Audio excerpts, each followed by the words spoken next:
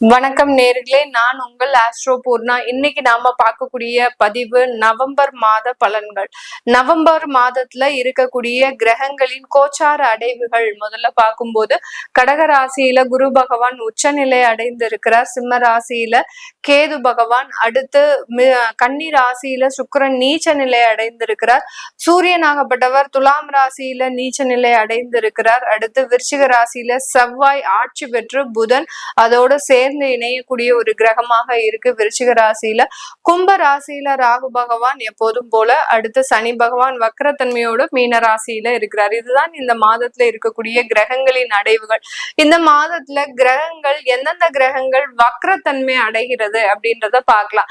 ஏன்னா இந்த மாதத்துல கிரகங்கள் வக்ரத்தன்மை அடையக்கூடிய ஒரு அமைப்புன்றது அதிகமாக இருக்கு. அதனால கிரகங்கள் ஆகப்பட்டது அந்த புதன் ஆகப்பட்டவர் 12ஆம் அதாவது 10ஆம் தேதி நவம்பர் மாதம் இந்த புதன் வக்ரத்தன்மையை அடைகிறார். 12ஆம் தேதி குருவாகப்பட்டவர் உச்ச நிலையில் இருந்து தன்னுடைய வக்ரத்தன்மையை அடைகிறார்.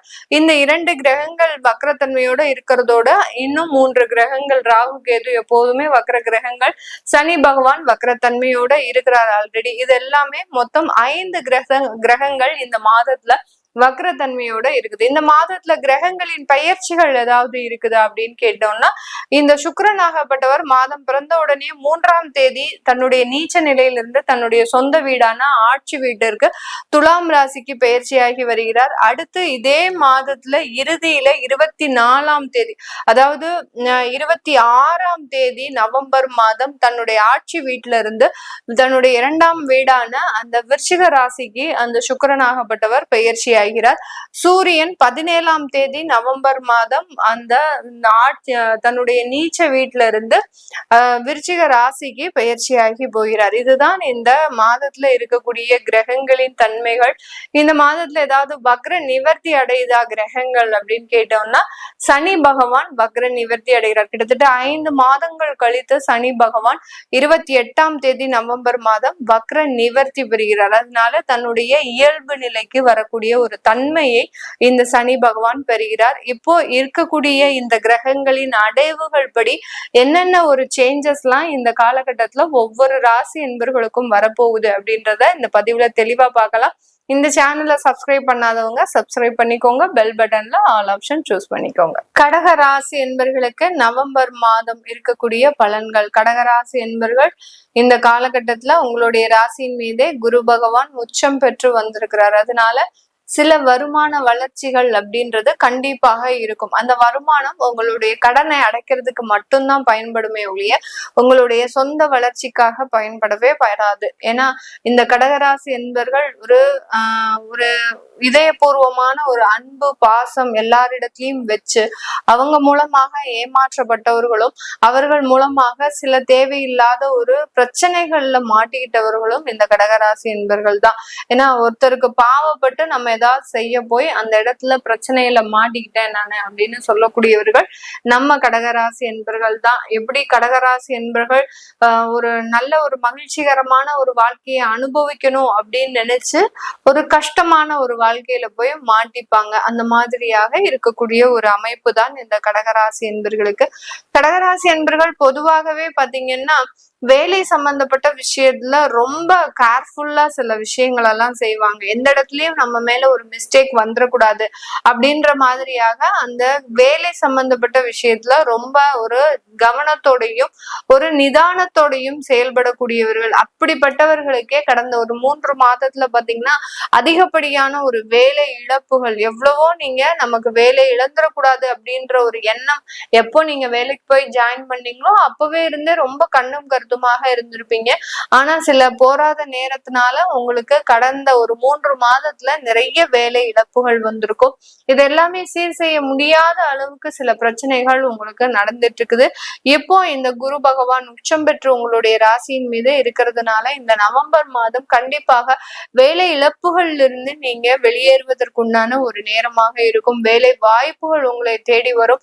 நல்ல வேலைக்குண்டான வளர்ச்சிகளும் உங்களுக்கு ஒரு அங்கீகாரம். அந்த இடத்துல போனீங்கன்னா ரொம்ப சின்சியரா வேலை பார்க்கக்கூடிய நபர்கள் நமக்கு இந்த கடகராசி என்பர்கள் தான். உங்களுடைய சின்சியாரிட்டிக்கு ஒரு மதிப்பு, ஒரு அங்கீகாரம் எல்லாமே கிடைக்கக்கூடிய ஒரு வேலையாக தான் இந்த ராசி என்பர்களுக்கு இந்த மாதம் கிடைக்கக்கூடிய ஒரு அமைப்பாக இருக்க போகுது.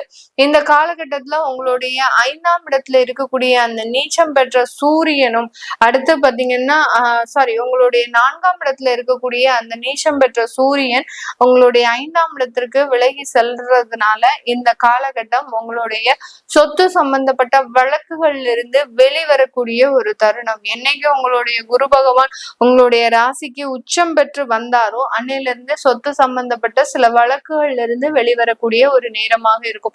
புதிதாக சொத்துக்களை வாங்கக்கூடிய ஒரு அமைப்புகளையும் அந்த சுக்கிரனுடைய டிரான்சிட் கண்டிப்பாக உங்களுக்கு கொடுக்க போகுது இந்த மாதத்துல. இந்த மாதம் இந்த கடகராசி என்பர்கள் அந்த புதிய சொத்துக்களை சேகரிக்கிறதுல கண்டிப்பாக ஒரு கவனத்தோடு செயல்படக்கூடிய ஒரு தருணமாக இருக்க போகுது. இந்த கடகராசி என்பர்கள் இந்த காலகட்டத்துல அதனுடைய வேலையில நல்ல ஒரு முன்னேற்றத்தை அடைந்தாலும் தொழில் ரீதியான சில டெவலப்மெண்ட்ஸை நோக்கி பயணிக்கக்கூடிய ஒரு நேரம். ஏற்கனவே தொழில் இருக்கு, அந்த தொழில ஒரு வருமானமும் வந்துட்டு இருக்குது இந்த கடகராசி என்பர்களுக்கு. அடுத்த கட்ட ஒரு நடவடிக்கையாக அதற்குண்டான வளர்ச்சி பாதைகளை நம்ம வகுக்கணும் அப்படின்னு மாதிரியாக அந்த வளர்ச்சிக்குண்டான ஒரு சில விஷயங்களை செய்வதற்குண்டான ஒரு அமைப்பாக தான் இந்த ராசி என்பர்களுக்கு இந்த நவம்பர் மாதம் ஒரு தொழில் வளர்ச்சிக்கு உண்டான ஒரு வழிமுறைகளை கண்டெடுக்கக்கூடிய ஒரு தருணமாக இருக்கும்.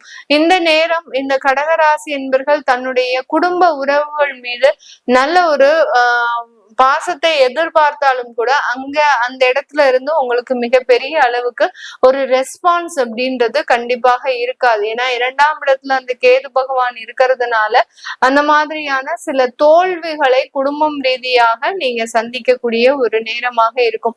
5ஆம் இடத்துல 4 கிரகங்கள் இந்த மாசத்துல சேர்றதுனால சூரியன், புதன், அடுத்த செவ்வாய், இந்த மாதிரியான சுக்கிரன் மாத இறுதியில சேர்றாரு. அதனால இந்த 5ஆம் இடத்துல இந்த 3 கிரகங்களின் சேர்க்கை அதிகப்படியான ஒரு வெளிநாட்டு வாய்ப்புகளை இந்த கடகராசி என்பர்களுக்கு கொடுக்கும். பூர்வீகம் சம்பந்தப்பட்ட சில தொந்தரவுகள், அதாவது உடன் பிறந்தவர்கள்னால அந்த பூர்வீக சொத்தை நம்மளால சரி செய்ய முடியாத ஒரு சூழ்நிலையில இருக்கிறோம்.